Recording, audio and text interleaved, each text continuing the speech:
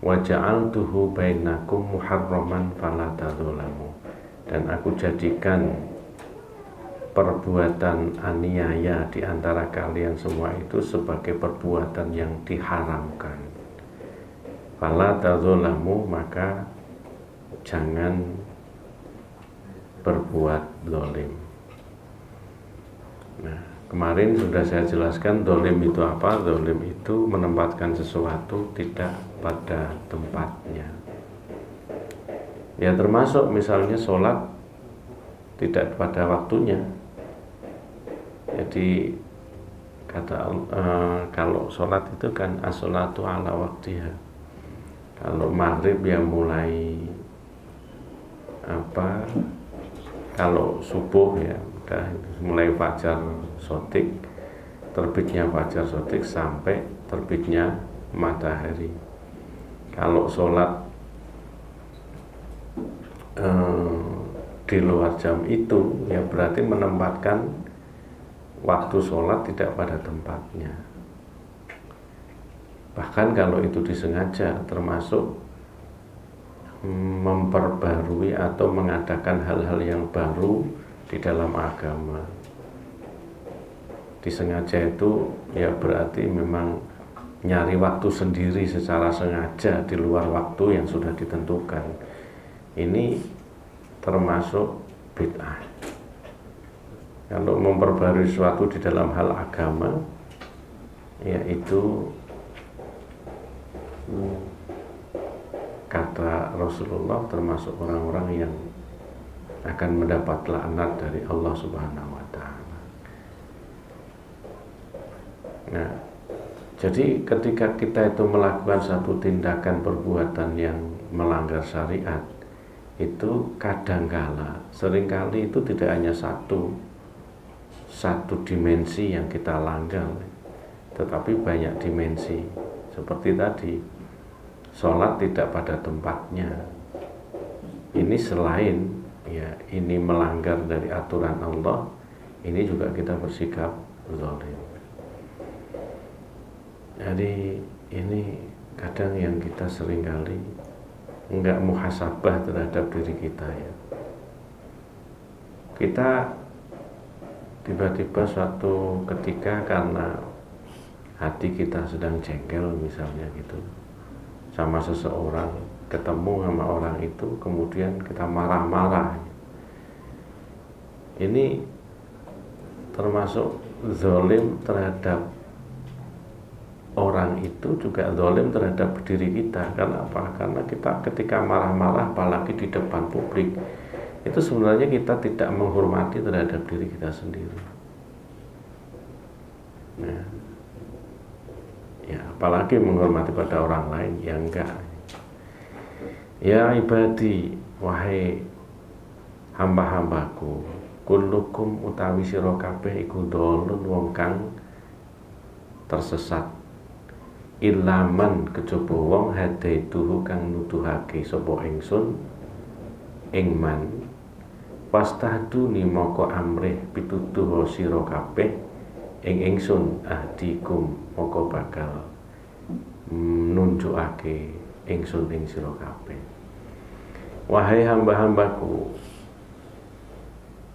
kalian semua itu adalah orang-orang yang tersesat, kecuali orang-orang yang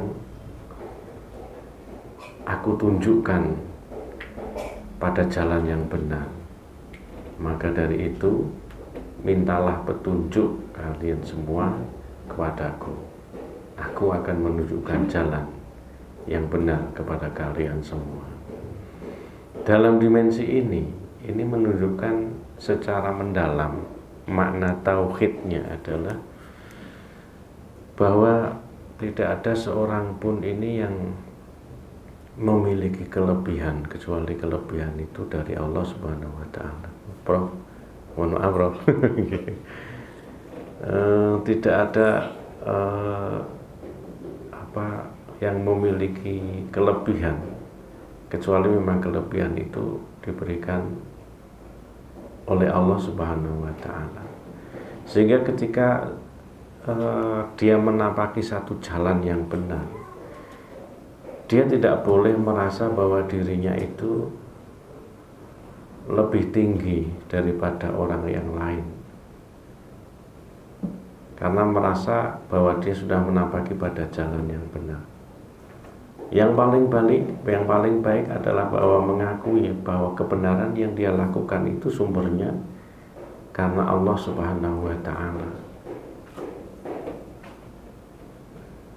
Sebaliknya, kalau kita itu melakukan satu perbuatan yang tidak benar, maka kita harus selalu merasa bahwa ini adalah karena kekuatan setan yang sehingga kita tertarik ada di sana.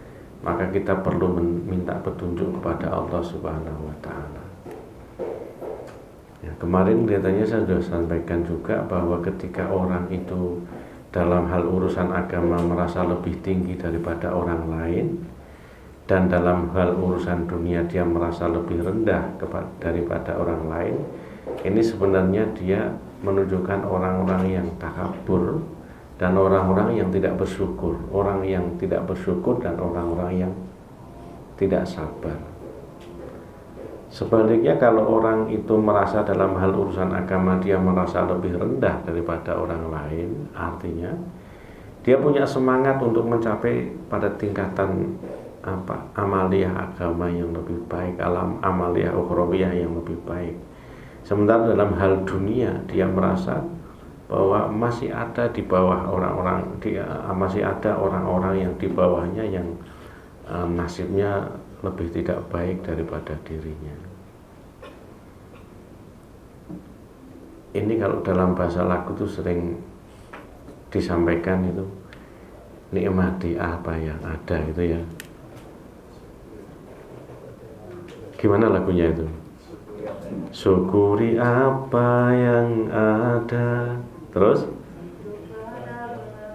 Nah, ini jagonya ini. Nanti kapan-kapan karaokean. Masternya ya. Emas ya itu. Ya. Nanti satu lagu ya, kita kasih apresiasi. Ini bagian-bagian dari ini. Jadi ya termasuk saya sendiri ini, wah, apalagi saya ini kadang itu melihat orang lain nih, merasa bahwa oh saya lebih tahu daripada dia. Ini nggak boleh ini. Karena semua apa yang kita tahu, apa yang semua kelebihan-kelebihan yang ada pada diri kita itu adalah kelebihan yang diberikan oleh Allah Subhanahu wa Ta'ala. Jadi kita harus senantiasa mengakui itu supaya kita pandai bersyukur. Kalau di dalam yang pernah saya baca itu dan di bokongi truk gitu ya, ono tulisan pinter-pinter syukur ben lali carane sambat. Ya memang kita setiap hari ini harus bisa bersyukur. Ada cerita ini seorang waliullah dia berasal dari Rembang.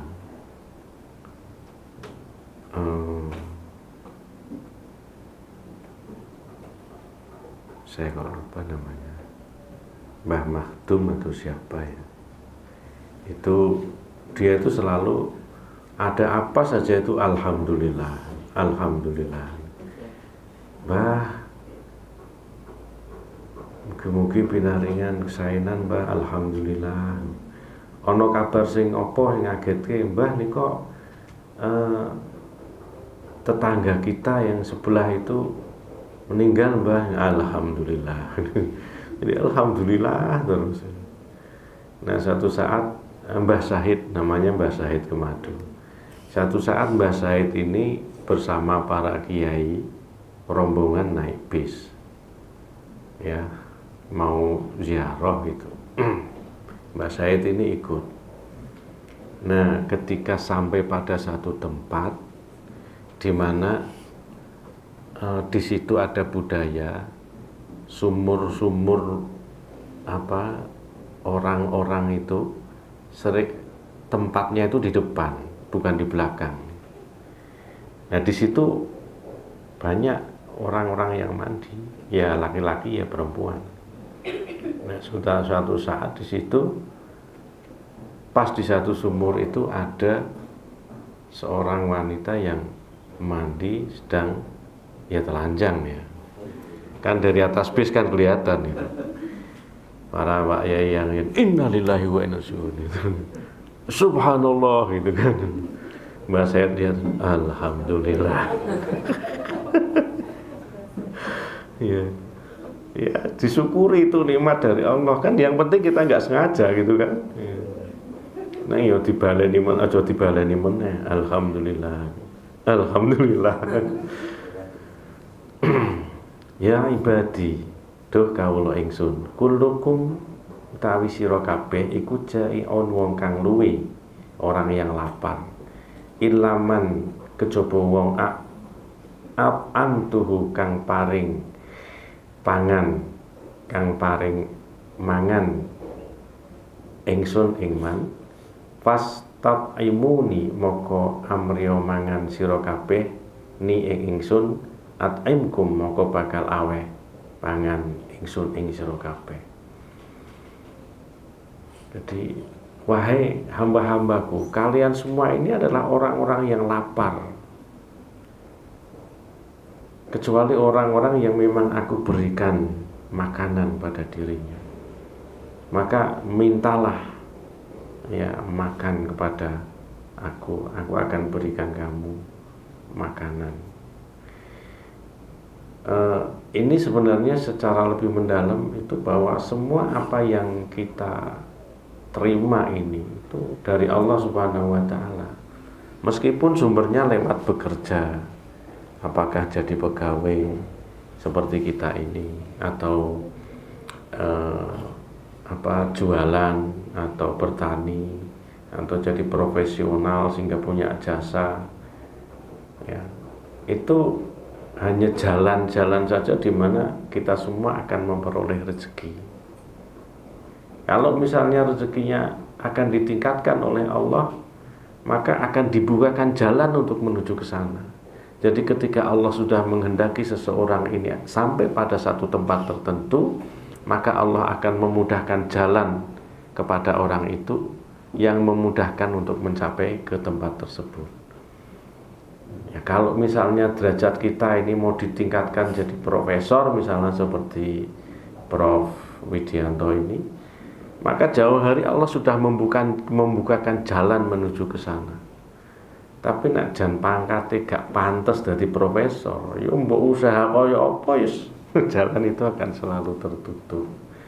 Kira-kira seperti itu. Jadi ini semua adalah kehendak Allah. Ini ada cerita lagi, di zaman dulu itu ada orang yang bahasanya itu ingin menguji tentang satu firman Allah. Apa betul sih semuanya ini karena Allah? Nek aku gak kerja ya. Akhirnya dia masuk ke dalam gua gitu. Kemudian wis gak kerja, gak apa-apa, wis renggono ora apa-apa. Sudah dia bertapa di situ, meneng. Ya sampai berhari-hari. Nah, tiba-tiba ada kafilah kemudian istirahat di gua itu. Dilihat loh, orang ini kok kelihatannya berhari-hari tidak makan ini. Ya, ketika disapa dia hanya menoleh dan seterusnya. Akhirnya dia ditawari makan. Makanan roti itu ditaruh di depannya. Orang itu nggak ngambil.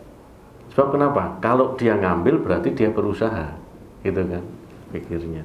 Didiemin aja. Loh, ini orang kok gak. Akhirnya terus gini-gini. Terus mulutnya ini diplotot gini, terus roti ini dijejel gini. Baru dia bilang alhamdulillah. Ya ternyata betul semuanya ini adalah Allah Subhanahu wa Ta'ala. Dia tidak berusaha sama sekali, tapi Allah menghendaki dia masih hidup, ya dia dikasih rezeki. Tapi ya jangan dicoba ya. Coba topo ning nggon guwa ngono ra ono sing liwat ya mudhar. Ya ibadi do kawula ingsun, kulukum utawi sira kabeh iku arun wong kang udo ilaman kejaba wong kasautuhu kang nganggoni ingsun ing man pas taksuni moko njaluk penganggon sira kabeh ing ingsun aksukum moko bakal paring penganggon ingsun ing sira kabeh. Jadi termasuk pakaian kita ini semua pemberian dari Allah Subhanahu wa Ta'ala. Nah, prosesnya gimana? Ya tentu proses yang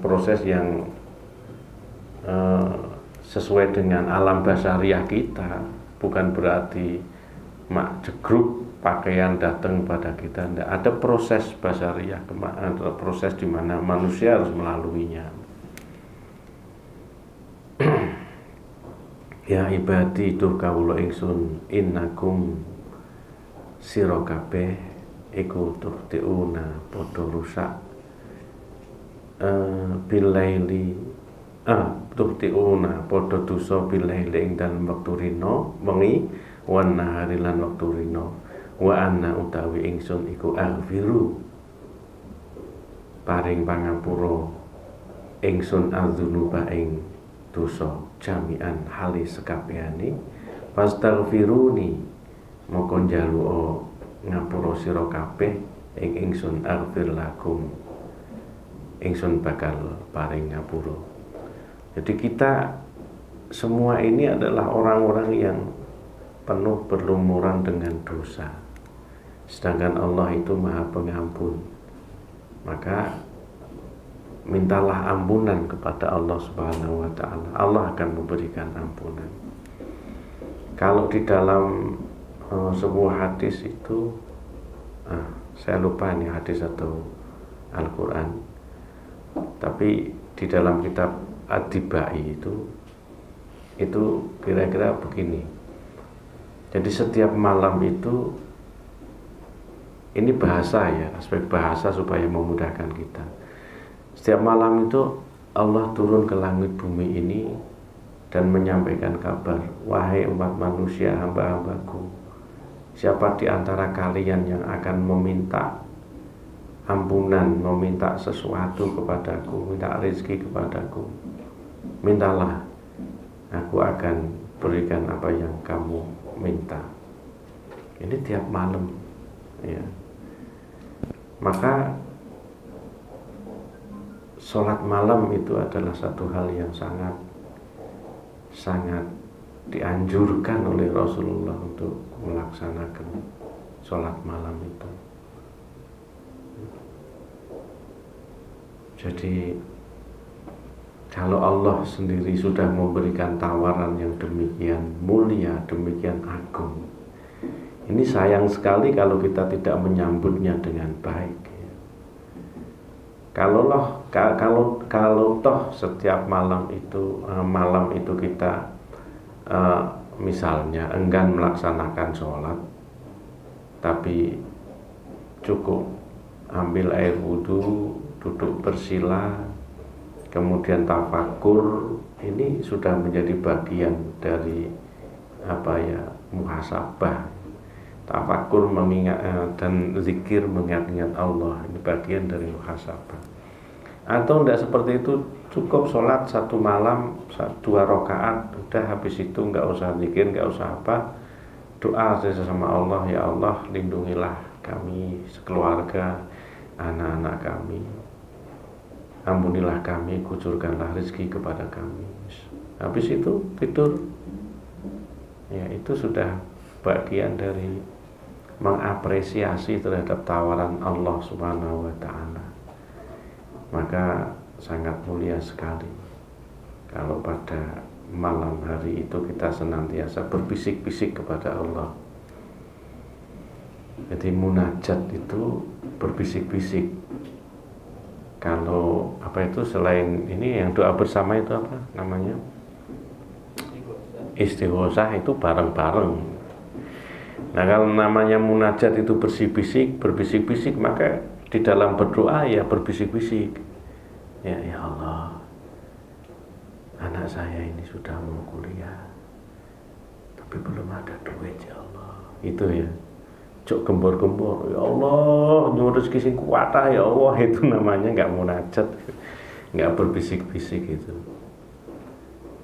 Ya, habis itu terus zikir ya Allahu ya Allah, ya Allahu ya Allah, ya Allahu ya Allah, ya Allah ya Allah.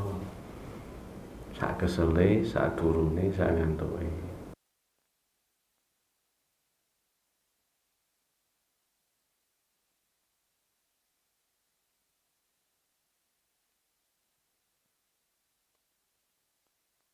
Enak ini hidup seperti sayang sekali kita jangan melakukan itu dengan hikmah. Makanya ya termasuk saya sendiri ini kadang itu terlalu asik dengan dunia kita. Tapi memang hampir setiap malam ya saya ini pulang 2:30 dari pesantren ngaji sama bangun sering 2:30 itu ya memang kadang kalau mau tidur itu bingung juga, ini sebentar lagi saya harus bangun, makanya saya sering nunggu sampai subuh baru saya tidur, walaupun 1 jam 2 jam tidur. Cuman sayang sekali habis sampai di rumah itu nak pas pikirannya waras, awake sehat, hatine gercep, itu ya langsung ambil air wudhu terus sholat gitu ya sambil nunggu subuh. Tapi ya kadang-kala itu karena penat dan sebagainya. Nah inilah yang dikatakan oleh Allah ini bahwa Allah lah yang memberikan petunjuk. Ketika seseorang itu akan disampaikan pada jalan tertentu, maka dia akan menapaki jalan itu dan Allah membukakan jalan itu untuk mencapai kemudahan-kemudahan. Bahkan di dalam hadis Arba'in Nawawi, di Arba'in Nawawi itu ada satu hadis yang menyatakan begini, kalaulah memang seseorang itu amaliyahnya itu amaliyah ahli surga, tetapi ketika Allah sudah menetapkan dirinya itu ahli neraka, maka pada akhirnya dia akan melakukan amaliyah-amaliyah yang ahli neraka. Walaupun orang itu amaliyah-amaliyahnya itu ahli neraka, tapi ketika Allah sudah menetapkan bahwa pada akhir hayatnya dia itu masuk surga, maka pada titik tertentu dia akan kembali pada jalan yang benar dan akhirnya dia husnul khotimah. Makanya kita tidak boleh melihat, memandang sebelah mata kepada orang lain. Sayyidina Umar radhiyallahu anhu itu kalau dan ini juga Syekh Abdul Qadir Al-Jilani juga berpandangan demikian.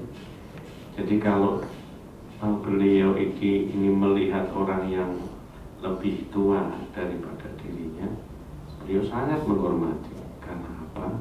Karena beliau meyakini bahwa orang ini amal baiknya itu tentu lebih banyak daripada saya. Karena apa? Umurnya lebih tua, ibadahnya lebih lanjut. Kalau dia itu melihat orang yang sebaya dengan dirinya, dia menghormati. Karena apa? Dia tidak tahu, kita tidak tahu ada amaliyah apa yang dia lakukan. Ketika malam hari kita nggak tahu, apakah dia setiap hari puasa Senin Kamis, kita nggak tahu, maka kita menghormati. Nah ketika kita melihat anak orang yang lebih usianya lebih muda daripada kita, beliau ini menghormati orang itu karena apa? Karena umurnya masih muda, dosanya masih sedikit. Nah, kalau semua orang itu bisa mengembangkan sikap-sikap yang demikian, wis enak wis nanti. Kerja lillahi ta'ala, tapi yo tetap itu bayaran, itu yo. Namanya kerja kok itu bagian di mana Allah memberikan rezeki itu melalui pintu kerja kita itu. Makanya kita apresiasi ya.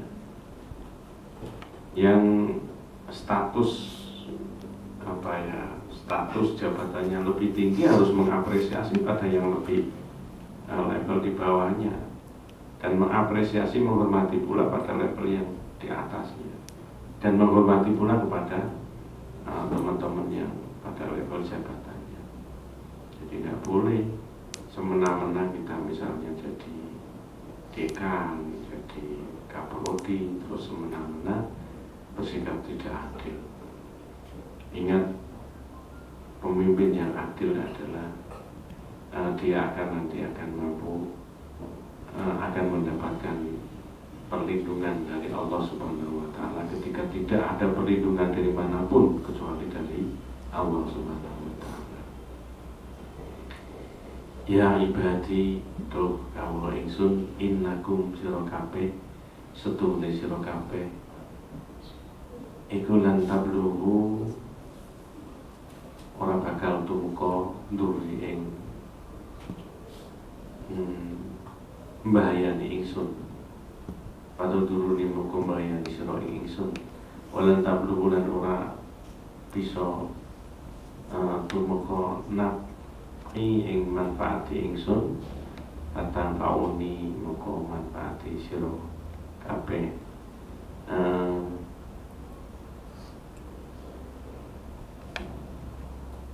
Moga manfaati sira ingsun. Jadi kalau kita itu berbuat yang tidak baik pada Allah, kalau kita berbuat yang baik kepada Allah, ini tidak akan memberikan dampak apapun terhadap Allah Subhanahu wa Ta'ala. Kita sholat terus tiap hari, ya, tiap malam puasa, ini tidak akan menambah kemuliaan Allah. Dan ketika kita itu bersikap membangkang terhadap Allah, ini juga tidak akan mengurangi kemuliaan Allah. Karena Allah itu Subhanahu wa Ta'ala, Maha Suci Allah. Sehingga jangan mengira bahwa ketika kita berdoa meminta sesuatu, kemudian sesuatu itu betul-betul dikabulkan oleh Allah, itu berkat doa kita. Tidak. Itu karena memang kemurahan Allah, bukan karena doa kita. Nah, ngapain kita berdoa? Karena kita mengikuti perintah Allah. Perintah Allah, ud'uni astajib lakum. Doa itu bagian dari ibadah. Doa itu bagian dari usaha. Usaha juga bagian dari doa. Udah, yang penting lakukan itu saja. Wilayah kita itu adalah wilayah berdoa. Soal dikabulkan atau tidak, itu wilayah Tuhan. Maka kita jangan sekali-kali masuk pada wilayah Tuhan. Nah, kalau hidup ini sudah diatur demikian, ya apalagi yang tidak kita syukuri? Ya tuh, ya sudah, tinggal SKB, kesampe pengiran, awake dhewe diperintah kerja lillahi ta'ala. Diperintah belajar, diperintah untuk belajar, mulai dari rahim ibu sampai dengan liang lahat, ya sudah, belajar terus. Belajar kan tidak hanya baca buku, masuk perguruan tinggi, kuliah dan sebagainya, tapi belajar itu termasuk memahami tentang kejadian-kejadian alam, fenomena-fenomena yang terjadi di alam. Ya contohnya, sekarang ini kan musimnya politik tuh, kuekir antara kubu nomor 1, kubu nomor 2, kubu nomor 3. Nggak tahu nomor 1 siapa, nomor 2 siapa, saya nggak tahu. Wes gontok-gontokan. Nah, kenapa kok gontok-gontokan? Sebab nggak tahu Mereka itu tidak tahu bahwa nanti yang akan jadi presiden itu ya nanti yang ditetapkan oleh Allah Subhanahu wa Ta'ala. Wah, kita ini harus memilih pemimpin yang adil loh. Yang adil sing di wong belum terbukti jadi presiden. Terus kita kalau kemarin pengajiannya di Haris ya provinsi ya, jangan sampai menggunakan apa namanya politik identitas, karena politik identitas itu sangat bahaya. Nah makanya sebenarnya patut sekali kita berkiblat kepada para ulama yang dalam urusan politik tidak menggunakan politik identitas. Kenapa demikian? Karena ulama ini pengayom dari semuanya. Jadi ya kalau menurut saya jangan berkiblat pada orang tertentu supaya masyarakat ini kita ini bisa mengayomi pada masyarakat secara keseluruhan. Kalau sudah berkiblat pada calon tertentu, nanti malah berbenturan dengan umat yang sudah menjatuhkan pilihan pada calon yang lain. Ini ya sangat tidak baik menurut saya. Ya terus gimana? Ya rangkul semuanya, ajari mereka cara berbuat baik. Nanti kalau jadi presiden, awakmu kudu adil. Yang lain juga dikasih tahu seperti ini. Yang lain juga dikasih tahu. Jadi adil. Nah, insya Allah di Indonesia ini masih ada ulama-ulama yang seperti itu. Nah kita sekarang ini yang bukan ulama terus gimana? Ya wis jatuhkan pilihan pada sesuai hatimu. Oh, wayai nyoblos is coblos sebenarnya. Gak usah gembor-gembor, gak usah gontok-gontokan. Padha ora kenale kok. Misalnya sing dadi Pak Ganjar, ya Pak Ganjar ya ora kenal awake dhewe. Sesuk kaya terus diparani, matur nuwun ya aku dicoblos. Tidak. Misalnya sing dadi Pak Prabowo ya padha wae. Gak mungkin Pak Prabowo sudah tahu. Terima kasih ya saya sudah dicoblos, sudah dikerahkan. Terima kasih kemarin sudah membela saya di medsos. Tidak. Mereka lupa sama kita semua. Nah, ini juga demikian, gak mungkin. Ya. Artinya apa? Di dalam kehidupan ini yang penting kita memberikan manfaat pada yang lain, memberikan rasa aman, rasa adem pada yang lain. Gak usah menilai keburukan orang lain. Cukup kita muhasabah terhadap diri kita sendiri.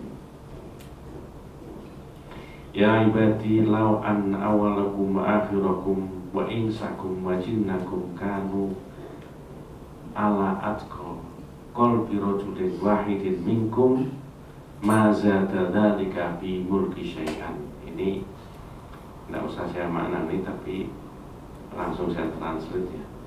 Wahai hamba-hambaku, jika di antara orang-orang yang ahli ibadah di antara kalian semua, mulai dari orang-orang yang terdahulu hingga orang-orang yang sampai sekarang, yang terdiri dari manusia dan para jin dikumpulkan jadi satu, ya, itu tidak akan menambahi kemuliaan kerajaanku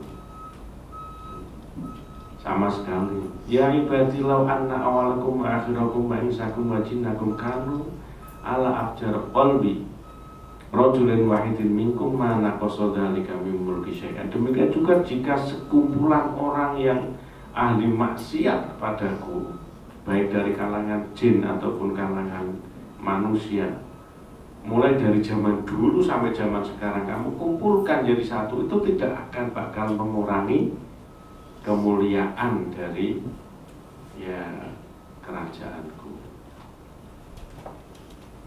Ya ibadillahi anna awalakum wa akhirakum wa insakum wa jinnakum qamu fi sa'idin wahidin fas'aluni fa'taitu kulla wahidin mas'alatuhu ma naqasa dzalika mimma inti illa kama yang usu al-mikhyatu idza udkhilal bahr. Masya Allah.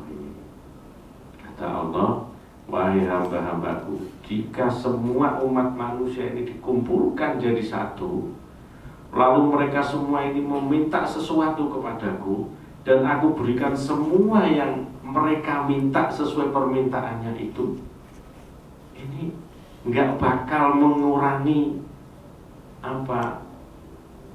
kekayaanku, nggak bakal mengurangi kemuliaanku, kekayaanku ya, kecuali seperti ibarat jarum yang dimasukkan di dalam lautan. Jadi hanya berkurang seperti berkurangnya air yang menempel di dalam jarum itu ketika dimasukkan di dalam lautan. Jadi nggak akan sama sekali. Semua diberi oleh Allah Subhanahu wa Ta'ala, dan itu tidak akan mengurangi kekayaan Allah Subhanahu wa Ta'ala, kecuali seperti ibarat jarum yang dimasukkan di dalam lautan. Artinya apa? Ya artinya nggak berkurang. Perbandingannya cuman air yang menempel di jarum itu dengan lautan kan, nggak, perbandingan yang tidak, yang mustahil. Artinya yaitu nggak berkurang, maknanya seperti itu. Ya innama ya ibadi innama ya amalukum usiha lakum tsumma uwaffikum iyyaha faman wajada khairan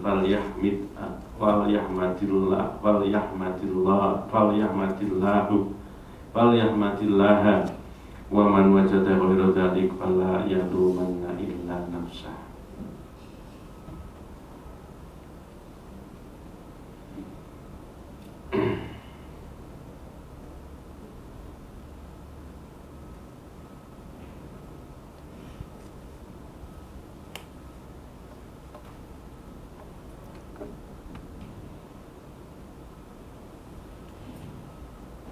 Jadi andaikan kita ini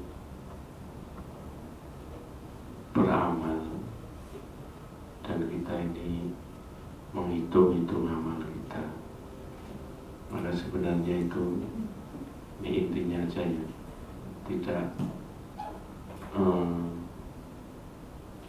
tidak akan menandingi apa yang diberikan oleh Allah Subhanahu wa Ta'ala kepada kita, termasuk satu nikmat saja yang diberikan oleh Allah Subhanahu wa Ta'ala kepada kita, itu tidak akan bisa ditandingi oleh amal-amal perbuatan kita ya. Coba, saya tidak tahu, saya lupa kemarin pas sudah saya sampaikan atau belum, ketika kita bernafas hari ini, menarik nafas kemudian mengeluarkan nafas, coba kita tarik nafas lalu kita berkata, bisa enggak? Enggak bisa kan? Ketika kita menarik nafas berkata-kata enggak bisa. Ketika kita mengeluarkan nafas berkata-kata bisa enggak? Bisa. Andaikan sepenggal saja dari 3 nikmat ini, menarik nafas, kemudian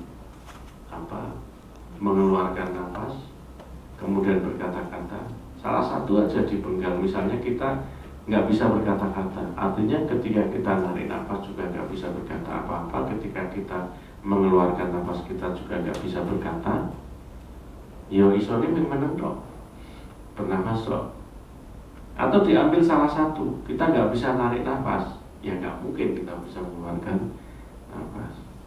Tiba-tiba dalam suasana yang seperti ini, pagi yang cerah, ya kemudian sebentar lagi kita akan berkumpul bersama teman-teman dengan bekerja sambil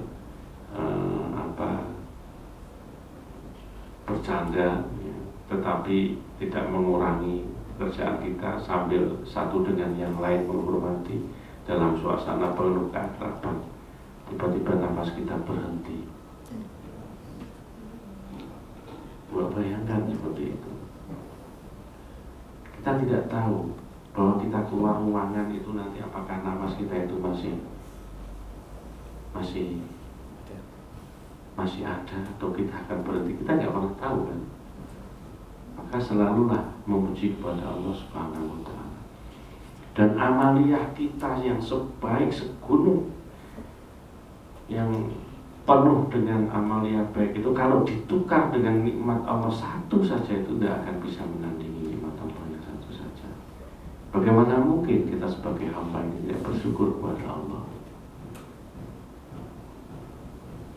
Kalau sudah nafas kita itu berhenti, semua orang pada saat itu tidak lagi memanggil nama kita, tapi yang dipanggil apa?